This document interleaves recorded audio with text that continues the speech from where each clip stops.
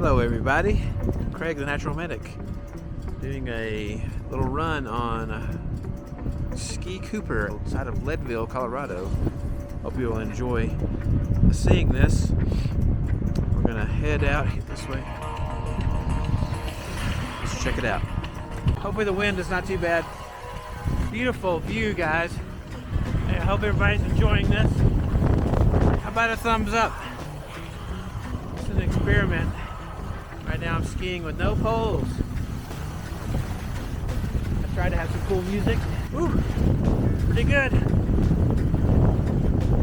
Almost lost it there. All right, it's getting down towards the bottom. Let me tell you why I love Ski Cooper. Usually it's not very crowded. Really good deal on tickets this week. This is the last week when I'm filming this. And the music comes back. One thing to think about as you come out is the 10th Mountain Division. Ski Cooper would not be here without the 10th Mountain Division. So if you want to pause the video and read all the whole panel, be my guest. But I'm going to summarize it for you. In World War II, the Finnish army did a great job repelling the Soviet army. They realized they didn't have a similar unit in the United States Armed Forces, so they started figuring that out. And it really was all volunteer. It was people that had alpine skills, skiers, mountain climbers, and survivalists that could survive in harsh environments. Just about 7 miles north of where we're standing, Camp Hale was developed to train these soldiers. Their training was held in one of the harshest winters. They had further training in Texas, and they were ready to go to the mountains of Italy to fight in World War II. They were one of the last divisions to go. After the war, the unit was utilized in a lot of different ways. A lot of the veterans did public service. Some started ski resorts throughout Colorado. So Vail, Aspen, Arapahoe were all started by veterans. Virtually every major ski area had 10th Mountain Division veterans in it in some aspect of its operations. In 1985, they reactivated the unit, and it saw action in several places, such as Somalia, Haiti, Bosnia-Herzegovina, Afghanistan, Iraq, and also performed humanitarian operations. But going back to the Po Valley, there was defenses that were fought, that the 10th Mountain fought against, and they pushed the Germans back, long story short, to the Alps, and Italy was able to surrender. Also, you had Kiska Island and the northern Apin, which was a mission that they undertook in the Aleutian Islands, which is part of Alaska, whereas that was the only time during World War II that a foreign government possessed or occupied the U.S. territory. And that was some of the Aleutian Islands were occupied by Japanese forces. Pretty cool history. I definitely recommend you read about it if you want to know more. They give honor to the 990 comrades that were in the 10th Mountain and lost their lives during the Italian campaign and the Aleutian Islands. So this is all of their names. Let's take a moment and remember them. If it wasn't for these guys, they certainly helped. The project was completed with help of the 4th Infantry Division in Fort Carson, Colorado Springs. This one right here is called the Norwegian Monument. Because of the heritage of Minnesota, you had lots of Norwegian descent people in the 9th Infantry Battalion. This is a monument to them. It's a difficult tablet to read in the light here, but it's talking about the OSS and the ski troopers and the liberation of Norway that happened in 1945. This is the entrance to Cooper, where you also have the Tennessee Pass and the San Isabel National Forest, which Ski Cooper is in. If you look over here, you have the Continental Divide, which is at 10,424 feet and is a memorial to the 10th Mountain Division called Tennessee Pass. The armed forces of our nation have done a lot for us, and we salute them. Accomplish the mission their leaders send them to. World War II was a pretty big deal. I have my poles in my right hand, filming with my left. Hopefully you'll be able to see all of this. What a beautiful view of the mountains. The snow is pretty icy,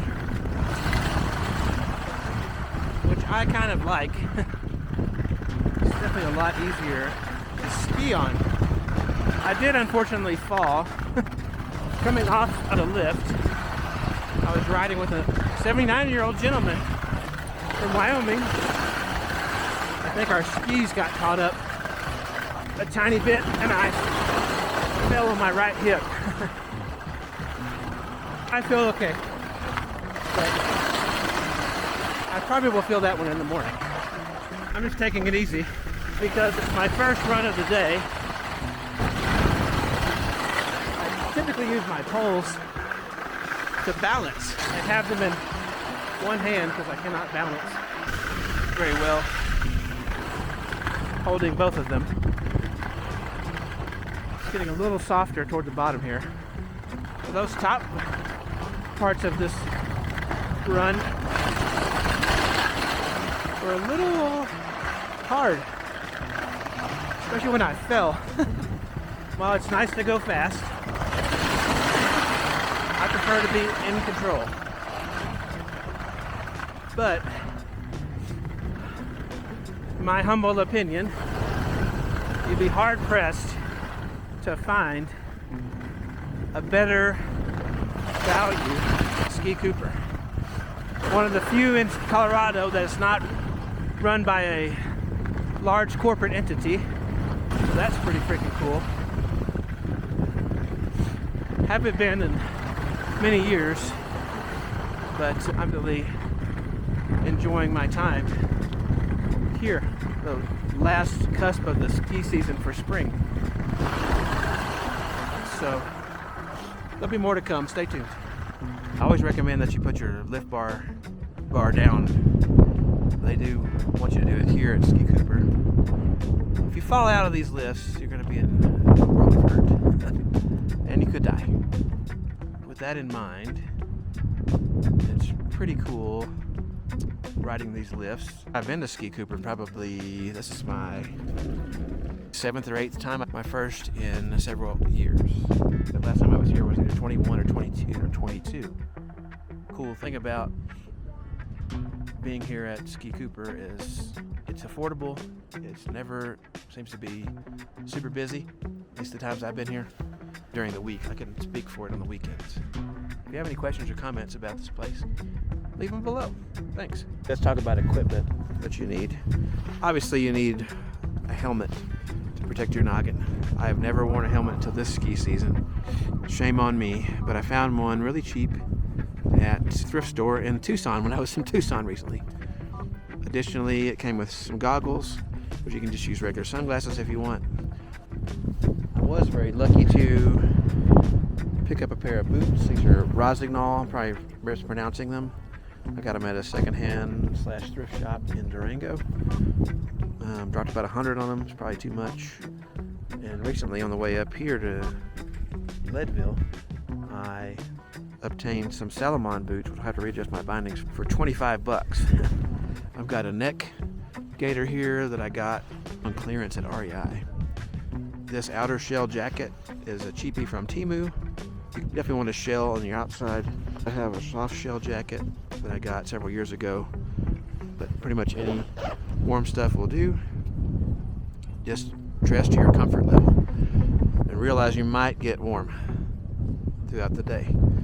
Let's look at the bottom here. For pants, I have actually bibs on by a company called Arctics. What I can link to, I will link to. The skis I have are the Apache Ranger from K2. Not sure of the length. You can look up online what size you need. I happen to look upon those in Moab at a thrift store. $15. Of course, you can rent all your stuff. Poles are important.